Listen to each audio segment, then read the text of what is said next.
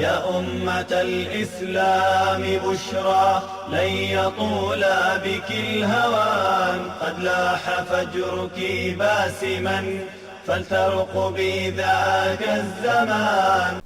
Assalamu alaikum wa rahmatullahi wa barakatuhu. I pray your Ramadan is going well. May Allah subhanahu wa ta'ala accept your du'as and your deeds this Ramadan. May He fulfill your dreams. If you are struggling with any type of difficulty, financial difficulty, health difficulty, problems in your deen, problems with your family or relationships or your status or business or paperwork, may Allah subhanahu wa ta'ala lift all of those hardships from you this Ramadan. Please make dua for me, for my struggles that I'm going through, and please make dua for yourself and everyone else who is watching this video, because all of us are struggling. Please leave a comment below with one thing that you benefited from about this video, so others may also benefit, and like it, share it and subscribe. This dream is one that I saw 29 years ago in February 1996 in Ramadan. I had gone to make umrah. So the war in Bosnia had ended, and I had a few months earlier I'd come back from Bosnia, and about 8 weeks before I was in umrah, I had lost one of my friends, and his name was Sayyad. He was a Sayyad from London. He was a British Palestinian. Towards the end of the war, he was killed. There's another video in which I talk about his mum saw her palace in paradise, and that is in relation to the same person. We're talking about the same person. So I've come to Makkah. I have several friends that have just been killed in the war in Bosnia. The war in Bosnia has ended now. I've come back to London. Several friends of mine have been killed there, including this Sayyad in particular. And I'm going there to Makkah to make umrah in a very emotional state, a very sad state, and a very I'm just pretty overwhelmed at that point. One night I think it was after I made umrah, I went back to my hotel room and I went to sleep.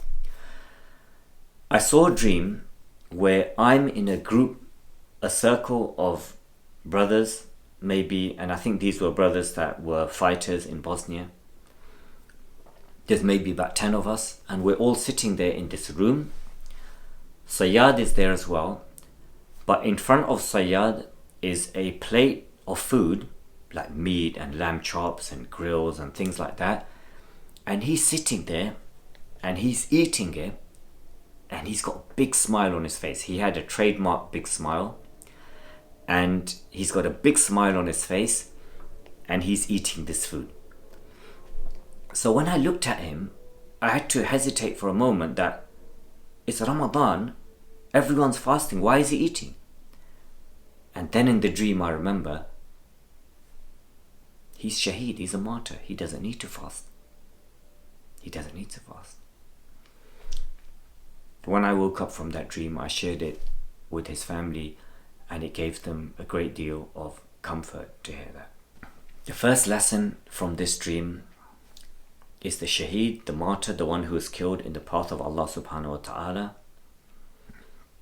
He is alive, and he is being cared for and being given provision, and he's happy. And all three of these things I saw in Sayyad. So Allah subhanahu wa ta'ala said that وَلَا تَحْسَبَنَّ الَّذِينَ قُتِلُوا فِي سَبِيلِ اللَّهِ أَمْوَاتًا بَلْ أَحْيَاءٌ عِنْدَ رَبِّهِمْ يُرْزَقُونَ فَرِحِينَ بِمَا آتَاهُمُ اللَّهُ مِنْ فَضْلِهِ. Allah subhanahu wa ta'ala says in Surah Al Imran, do not think of those killed in the path of Allah as dead. Nay, they are alive with their Lord, and they are being provided for. So he was eating, he's had his food, he had his provision. فَرِحِينَ بِمَا آتَاهُمُ اللَّهُ. And they are happy, they are elated, they are overjoyed with what Allah subhanahu wa ta'ala has given them. And in that dream, he had a big smile on his face. He was really happy. So just these conditions, just the same description that Allah subhanahu wa ta'ala described in the Quran, I saw it in Sayyad in that dream. The second lesson from this dream is things that you don't have or you are unable to get in the life of this world. Allah subhanahu wa ta'ala will give it to you in the hereafter. On the front line in Bosnia, on the mountains, in the trenches, you would get cold baguettes of bread and a can of tuna, and you have to use a knife to, you have to use a knife to open the can, and then you put it into that cold bread and you eat it. And you're just eating cold food early in the morning at the top of a mountain. You're not eating grills and steaks and things like that. And Sayyad had been there for several months. He was in Bosnia before he was killed. He wasn't eating food like that. But after Allah subhanahu wa ta'ala, after he was killed, it's no big deal for Allah subhanahu wa ta'ala to feed him all of that food. And that is food of the people of paradise.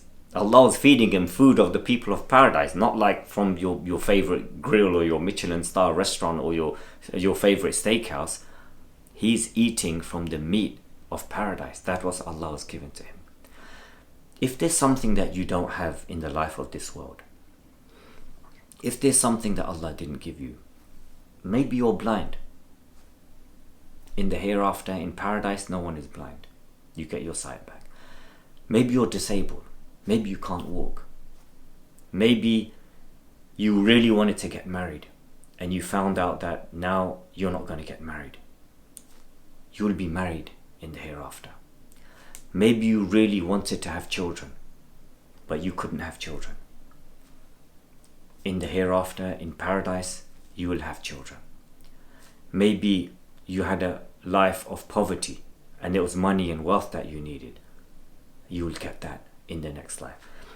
Whatever it is that Allah subhanahu wa ta'ala did not bless you with in the life of this world, and that's for a good reason that he didn't give it to you, all of these things you will get it in paradise for eternity, forever and ever and ever. Sayyad was killed in a place after spending months without eating meat and without eating good food. And Allah subhanahu wa ta'ala, the first dream I saw of him is he's sitting there and he's enjoying, and I remember the plate was like this and there was a pile of delicious food on it. I can picture that food as I'm telling you this dream. I can picture that food. I mean, maybe it's because I'm fasting, but I can picture that food, and on that plate I can picture it as he was eating from it. And the third lesson from this dream is there's no restrictions in paradise. There's no restrictions. Any restrictions Allah has put upon us in the life of this world is for good reason. Okay, you have to, you got to fast, go without food and water from dawn to sunset. You don't have to fast in paradise. Sayyad Shaheed, he's already there, inshallah. He doesn't need, if he's already there, he doesn't need to fast. Not allowed to drink alcohol. You get a special type of wine that doesn't intoxicate in paradise. You're not like, for example, restrictions on what you can eat, restrictions on male and female relations, restrictions on things you can wear. All of these things that Allah has restricted upon us, those are only limited restrictions for a short time for the life of this world. But in paradise, there is no such restrictions. That was today's dream. If you benefited from it, please leave a comment and share one lesson that you benefited from today's video, and share this content wide so that others may also benefit from it. Until the next video, Assalamu alaikum wa rahmatullahi wa barakatuh. يا أمة الإسلام بشرى لن يطول بك الهوان قد لاح فجرك باسما فلترقبي ذاك الزمان. يا أمة الإسلام بشرى لن يطول بك الهوان قد لاح فجرك باسما فلترقبي ذاك